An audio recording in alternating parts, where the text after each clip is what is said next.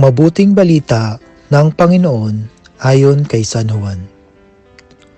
Noong panahong iyon, minabuti ni Jesus na magpunta sa Galilea. Nakita niya si Felipe at sinabi rito, "Sumunod ka sa akin." Si Felipe taga Betsaida tulad ni Andres at Pedro. Hinanap ni Felipe si Natanael at sinabi rito, "Natagpuan namin si Jesus na taga Nazaret, ang anak ni Jose." Siya ang tinutukoy ni Moises sa kanyang sinulat sa kautusan at gayon din ang mga propeta. "May nagmumula bang mabuti sa Nazaret?" tanong ni Natanael. Sumagot si Felipe, "Halika't tingnan mo."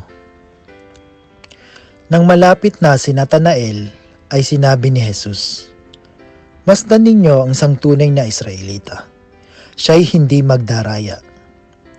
Tinanong siya ni Natanael, "Paano ninyo ako nakilala?"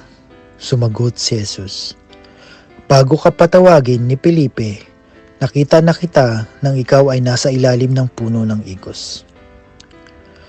"Rabi, kayo po ang anak ng Diyos. Kayo ang hari ng Israel," wika ni Natanael. Sinabi ni Jesus, "Nanampalataya ka ba dahil sa sinabi ko sa iyong nakita kita sa ilalim ng puno ng igos? Makakakita ka ng mga bagay na higit kaysa rito." At sinabi niya sa lahat, "Tandaan ninyo, makikita ninyong bukas ang langit at ang mga anghel ng Diyos ay manhik-manaog sa kinaroroonan ng anak ng tao." Ang mabuting balita ng Panginoon.